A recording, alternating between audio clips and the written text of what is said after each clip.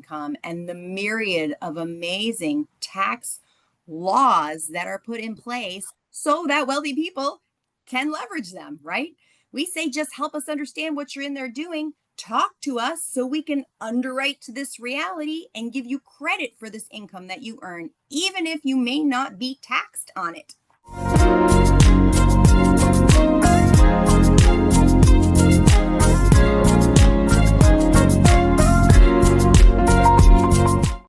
Hi, guys. Dave Steinberg again with the Mortgage Made Easy podcast. And we are honored today to be joined by Kristen Binkley. Kristen is an expert on doing loans that other people say are impossible.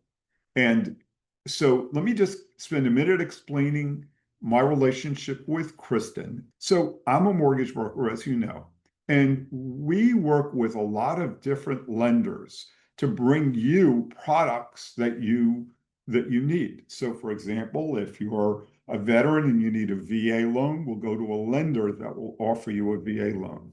If you're buying a standard one-family home and you need a $500,000 conforming loan, we'll go to the lenders that specialize in that. Kristen is with Axos Bank, and Axos is sort of like has this great bag of tricks. They are the bank that can do what other banks say is ridiculous. So let's have a conversation about that, Kristen, and thanks for being patient while I made this introduction. But who's your perfect client, the end borrower? What does that borrower look like? Thank you, Dave, for that introduction. And I don't think anyone's ever called me ridiculous before, but I'll take it as a compliment. We are perfect for borrowers whose own banking relationship has said to them, sorry, this is ridiculous, I can't do it. But they've probably said it in nicer terms. We specialize in working with high net worth borrowers who are highly complicated in their financials, and they already have great banking relationships, as all high net worth people do. And that's who they turn to first for their banking needs. But often in today's market, they are getting turned down from their own bank. The bank is saying to them, maybe that's ridiculous, or we can't accommodate your request, is how it's being fed to them. That could be because the bank has a limitation on what they can deliver out to the marketplace, maybe for loan amount, 5 million being as high as they could go, for example, or the borrower, despite being high net worth and a good income earner, may not be a candidate for a classic underwrite in today's economy. That's the style thinking of, Fannie Mae underwriting 2 years according to tax returns. That's how banks like to do it. But it doesn't always work, particularly for a high net worth, highly sophisticated entrepreneur. And so these very qualified, capable borrowers who are out there accumulating wealth and want to pay back a lender are set out to the streets and saying, who can give me a complicated, transaction loan for 3 million, 5 million, $10 million? And we line up as the absolute first place that any borrower should go when they cannot get the loan they want from their own bank, and it is a jumbo or super jumbo transaction. They go to us, but they come to us through our large network of mortgage professionals like you. You're one of our very trusted, valuable partners that bring us these relationships because the borrowers don't find us themselves. They utilize you as the professional and the expert in the region, and then you manage relationships, as you said, with all the lenders, but us being one, and then you know how to cherry pick the ones that might be eligible for the Axos bag of tricks. Okay, so let's start with an easy one. You have a borrower who's self-employed, and we look at his last year's tax return, and his business return showed a big loss. Does that mean that that person can't get a mortgage? Not necessarily. It means let's learn more. I love it. So let's talk about that. So quite often what you have is, let's say someone who owns a business, and let's say last year was their expansion year. They bought another company. They did all sorts of stuff. Or maybe they just had a bad year of sales. And now, 6 months into 2025, business is booming. They're very profitable. And now, if we can demonstrate that to you, that might be a client that you work with. Exactly right. We're going to underwrite to reality and logic. We're looking for the borrower's true ability to repay the debt. So if we look at, they went to their bank and they looked at their 22 and 23 returns, as you suggest, and they said, ooh, 24 is down. That means you're not eligible. We instead say, hey, we already know 24 is down. Can you please tell us what happened? Right? Like you said, it could have been an expansion year. This could have been a strategic $1 million loss. And he says to you, Dave, of course I lost money. I built 5 new locations. Now I went from 20 to 25. I did it in the year 2024 on purpose, right? I didn't lose money. I invested money. But on my tax return, sure, it says I was a break-even year. But that's why. And we would say, great, show us some documentation on that. And hey, let's have a look at that P&L. What's going on in 25? Are the stores open? Are you cash flow positive? What's the trajectory from here? So we would take all of that data into account and make a logical, still conservative, but logical decision on whether or not this borrower can pay us back based on how the business is moving forward now, as well as how it performed prior to the strategic loss, let's say. So from the outside, assuming the data points match up and tell that story and support that our borrower can afford to do what he's doing, we're going to look and say, hey, look, you were doing great in 22. You were doing great in 24, 23. Hey, look, you still even made a lot of money in 24. You just happened to spend it all out the back door to build your 4 stores. Now in 25, all the engines are running. You're making the money as projected, plus above and beyond from last year. Everything looks fine. So of course they're a likely candidate to get a loan because we can see beyond what was the cause of the low income in the last year. And if it Perfect. makes sense, we want to talk about it. And if it makes sense and the borrower can afford it and we can document it, then we most likely will have a path forward to a funded loan for them. So now let's take this a little bit further because you and I started with a conversation offline, and we were talking about different forms of income that you can rely on, but often their own bank may not. So, for example, there's some trust income, there's some other income. Tell us a little bit more about that. Sure. So again, I mean, I always like to go, the statement at Axos is let's start with the truth and go from there, right? So our first question is how do you make your money? What money flows to you and how? Right? So then that's what we'd be looking to designate as usable income and then prove and document. So that could be a variety of businesses that the borrower owns, maybe some of which are newer. Perhaps they don't have 2 years filed tax returns yet. We still might want to talk about that. If they're cash flow positive, we still might want to underwrite to that income. So we may use newer income, all case by case, but we're open to understanding why it would be logical to use that income, even though we don't have 2 years on the tax returns as history yet. So that's where we can be open-minded is newer income, as long as we feel it's logical that it will continue.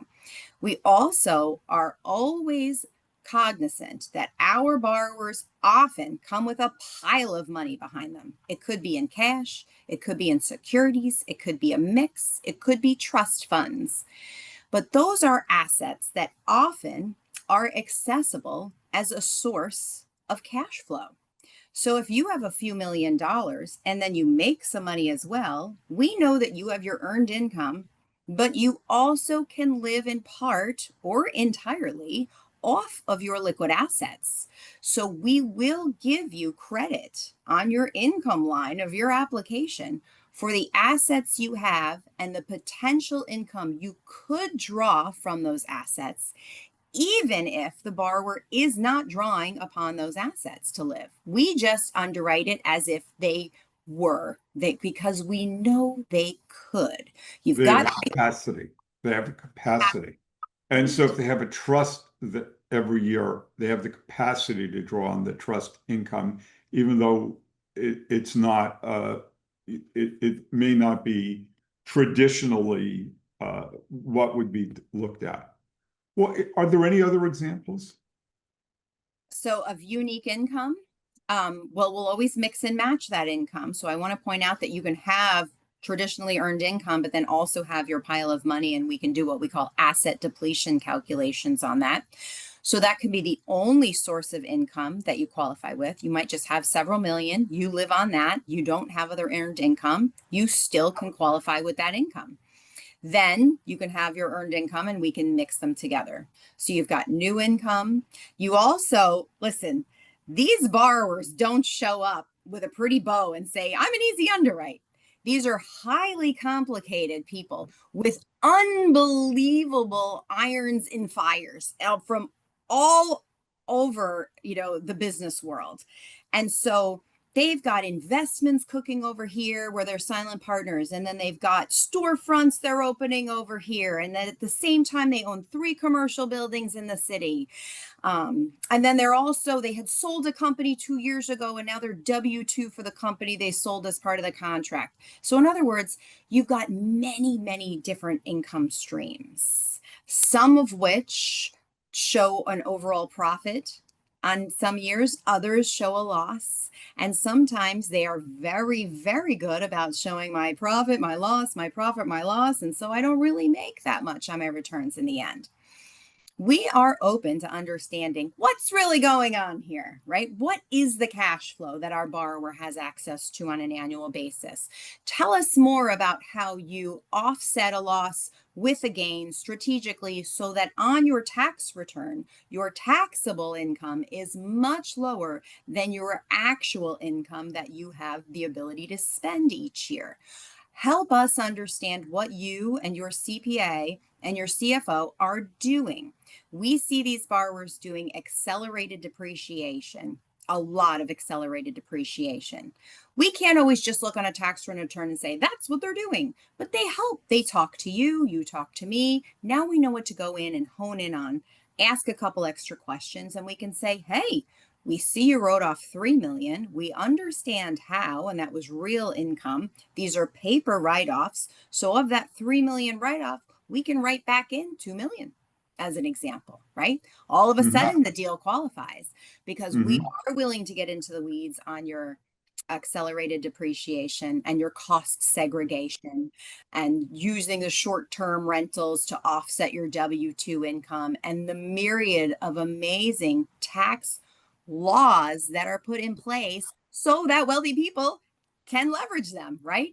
We say, just help us understand what you're in there doing. Talk to us so we can underwrite to this reality and give you credit for this income that you earn, even if you may not be taxed on it. Now, you and I had a conversation recently about a potential client who was working in a practice for a couple of years and now just bought in to the practice. And so our conversation was about how can we qualify this person, because last year he was making $200,000, but now he's a partner in practice and his projection is to make 600,000. And the traditional lender can't do that, but Axos, if we can, let's say, put 2 years of business tax returns when it was under the previous ownership, you might be able to take some or all of that and apply it, and all of a sudden we have a well-qualified borrower. Sure. I call that underwriting to reality and, logic, right? If you bought a practice that was cash flow positive to the extent it could pay the sole owner $600,000 each year and leave the practice in good shape, and now you own the practice, right? And we can see that since you own it, we're going to look at those P&Ls, make sure you know how to run a business, right? Even if it's been a few months, we just want to confirm that you're not, losing money faster than you're making it. But if it looks like you're on track and everything is as it has been years prior, then this business probably still supports throwing off $600,000 to the owner Maybe we don't give you credit for the full 600, right? We can make our determination on our side. Is it 600, 500, 400? But it's probably something above the 200,000 he got when he was just an employee there, or he wouldn't have bought the business, right?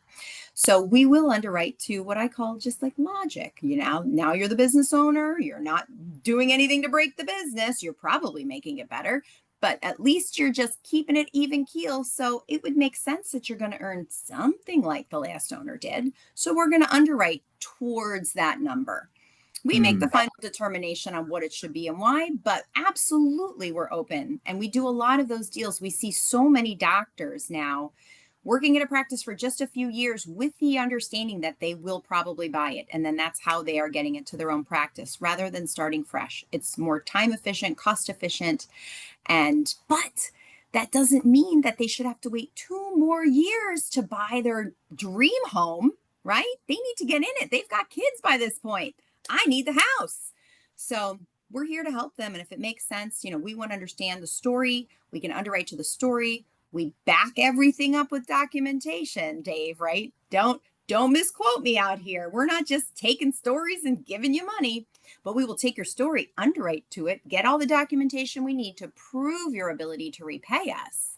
But we're going to do that with a much more open mind and flavor for how entrepreneurs work out there, how they create wealth. And then we want to be a business partner with them. If they can afford the debt, we can prove it. And then we are sitting here ready to lend through you, of course. So I'm going to take a U-turn for a second, or a left turn for a second. I know that you're looking at your watch because you have your kids to pick up. So just tell us a little bit about you and your family. Oh, well, I'm a mom of two, a 9 and 11-year-old. I hit the jackpot, got the boy and girl, so I could tap out and say, I got them, right? I've got the Ah, perfect pet. And boy loves baseball, girl loves Irish dance and rowing. And I feel like we're really living the dream down here in Florida because I am in Florida despite growing up on Long Island.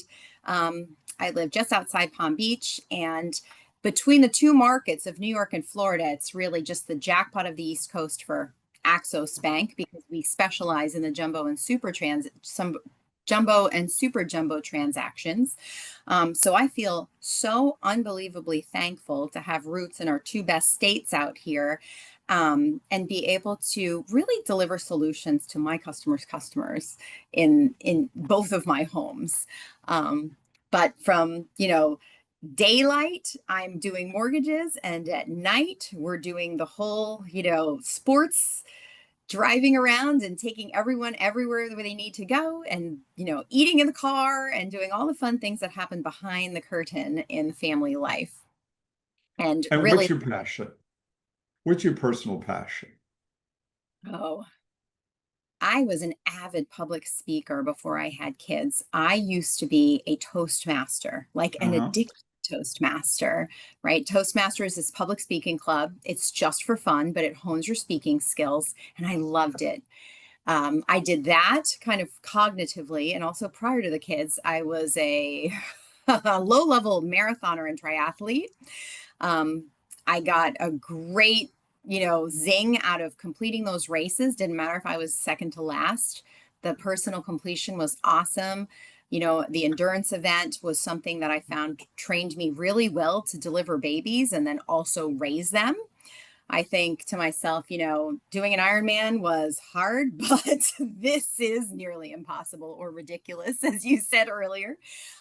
So I think I like challenges outside of my life because sometimes it makes the mortgage business feel not as challenging because we do come across Ah, interesting conundrums that we're constantly working through on deals, right? And so I like to not have mortgage be the hardest thing in my life. I sometimes like it to be the easiest thing in my life, which I know is quite a statement considering what can go into some of these transactions. So but you're a mom, so that's the yeah. yep, I'm a mom. And I'm just going to sign up right now for the Binkley for Senate campaign, and I'll be on your campaign committee. Can't Thank wait. you. Thank you. So let's get back to something that I think you guys do better than almost anyone else, and that is the move up buyer. So let's talk about a scenario where you have someone in a home, maybe they own their home free and clear. Let's start with an easy one and we'll build out from that. They have a $2 million home in Florida. They want to buy a $4 million home. They don't have much in the form of cash to put down. They can't afford to carry $5 million in mortgages or $4.5 million in mortgages, but that's what they need to make it all work. Talk to me. Sure. So yeah, you've got this great $4 million or $2 million house you said in Florida. Florida is one of my favorite states because we can do a bridge loan in Florida for this borrower. The borrower is going to put the house on the market, or maybe it's already on the market, right? They tried to sell, it's not selling fast enough, and they want to move along to that $4 million house. They say, Dave, what can you do? I need this $4 million house. So the first thing that we can do for them is cash out their departing property. We're going to cash it out while it stays on the market. So And just let's explain to our listeners that most lenders would hear that and they would just laugh because yes, that's ridiculous. right. Most lenders, there are very, very few lenders in the country that are willing to lend on a home that's on the market because the lender's purpose is to lend on the property and then have a loan that's going to be in their portfolio for 2 years, 3 years, 5 years, whatever. And now we're telling them we're going to lend on a property that's going to probably sell in 3 or 6 months. And there you can generally get a home equity loan on a property that's on the market. And you don't want to lie on a bank application. You don't want to take a bank application and say, I'm going to stay in this house, nudge, Oh, nudge, wink, wink. It just, does not work. It does we not do work. not believe in mortgage fraud. So Axos Bank, we're going to build on this, but let's start the simple one. Axos Bank will lend you a million or so on that $2 million house. Remember, we said it's free and clear. Now you have $1 million or more towards a down payment on your $4 million house.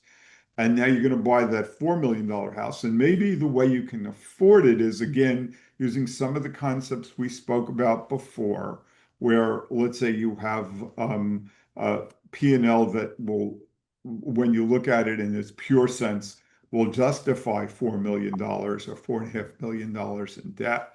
And now it all works, right? How did, Yeah. So in this instance, like you're pulling two tricks out of my bag of tricks, right? The first one, like you say, is we're going to cash out a house that nobody else would ever think of cashing out because it's on the market. You're telling us I'm going to sell it as fast as I possibly can. And Axos is over here saying, we'll lend on it. We'll lend on it, right? That's magic, right? Trick number one, I'm going to lend on your house that's on the market and I know you're going to sell it and I'm going to lend on it anyway. And as you said, we're going to give you roughly $1 million, right? Rough numbers. So now I've helped you with your down payment. You have the majority of it, maybe almost all of it from me. I just cashed you out. But now you come over here and you say, okay, I've got to get a, almost $3 million loan on this $4 million house. But oh my gosh, I just took out $1 million on the house I'm leaving and I still own it. That's more debt than I can actually carry. Or you're looking at them saying, hey, buddy, you can't carry 4 million. You can't carry both houses. Your income just doesn't support it. At Axos, we are open to omitting from our income analysis the fact that they have debt on their departing primary. We say, what's the reality here? You're going to sell it, and then you're only going to have one home to pay for. So let's underwrite you to just the one home that you're going to be paying for the long term, knowing you're going to sell the other house. But we just said that their income doesn't afford it. So how would they do that, right? Authentically, they can't afford it with their income. How would they do it? We confirm that they have enough in reserve. So they do have to have enough liquidity in order to carry both houses for the natural amount of marketing time required to get rid of the first one, right? 6 months, 12 months. If it's a very complicated property, maybe a little more than 12 months. But as long as we've got post-closing liquidity sufficient to the bank to carry both properties, you are a candidate to just be underwritten as if you had already sold the other loan. I mean, the other house. So Dave, you've used double whammy tricks. First, you've cashed out a house that's on the market and created majority of the down payment for the borrowers. But then you solved for the fact that they can't actually afford both houses according to the mortgage ratio that we always look for when we're proving ability to repay, right? The ratio is how much money do you have to spend in debt compared to how much money do you make every month? The ratio is too high in this instance. Usually, no lender would lend. You come over to Axos Bank and we say, okay, we have to check a few facts in the file. We do some due diligence. We confirm you have enough liquidity post closing, but we often can eliminate that departing debt as if you had already sold the house, and now we're just qualifying you for your ongoing debt and your new home. That alone is a feature in the Axos underwrite that is very hard to find anywhere else in the market, and I think puts people in new homes faster than anything else in today's market. If you have customers that are looking to buy before they sell, they don't think they can. That is exactly who you are putting out this weekend, writing contracts with their realtor, right? A quick conversation with you, just like we always do, right? You quick conversation, and you can size up for somebody so quickly if they are a candidate to buy before they sell. You might be solving for down payment. You might be solving for carrying the double debt. And in some cases, you're solving for both. But anybody who thinks they can't buy before they sell in this lagging market where people are getting really antsy to just move along and the market is not doing what any of us are expecting, they want change. They want to move.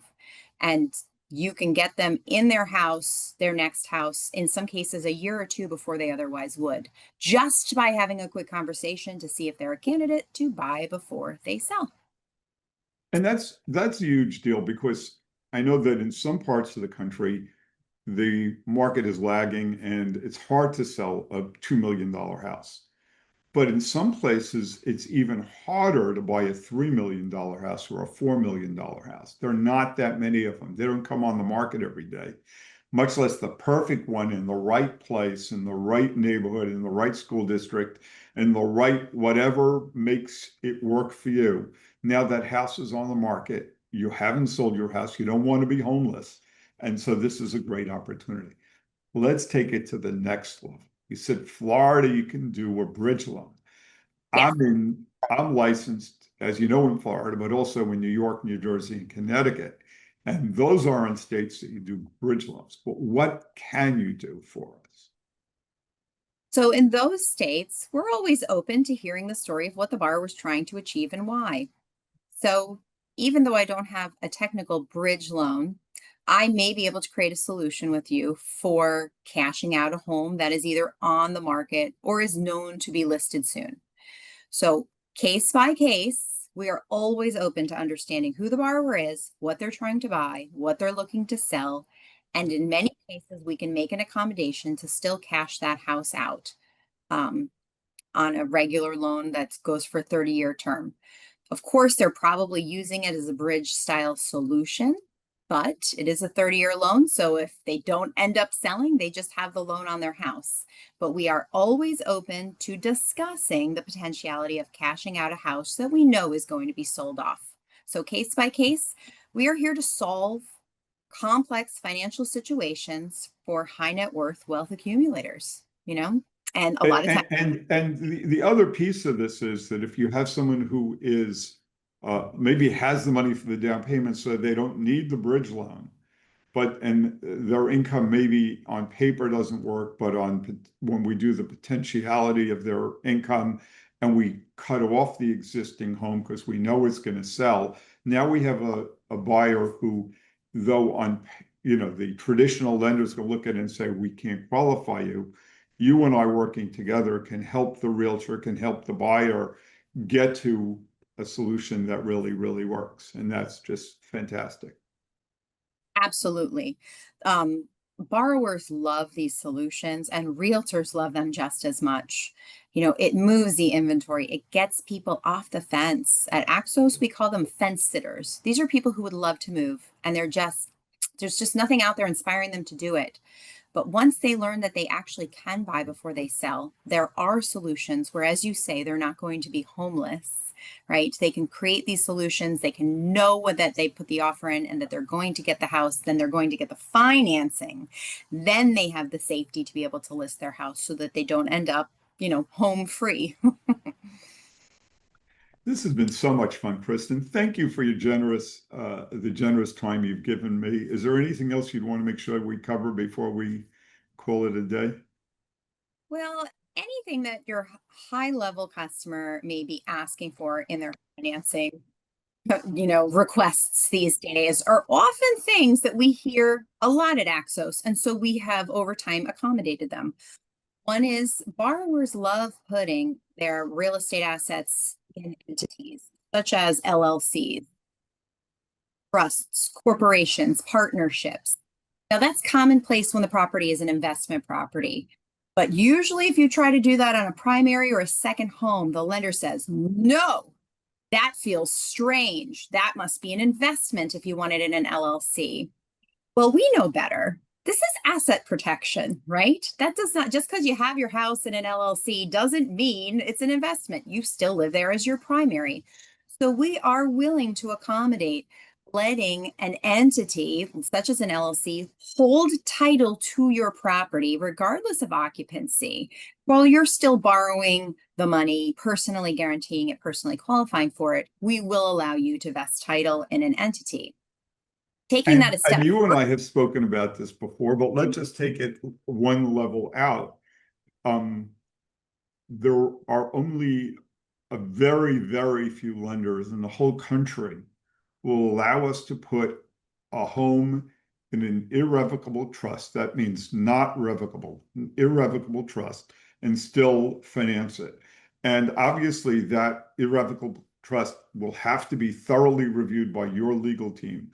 But if we draft the trust correctly, you will allow our client to buy a home, put it into an irrevocable trust, and still borrow on it.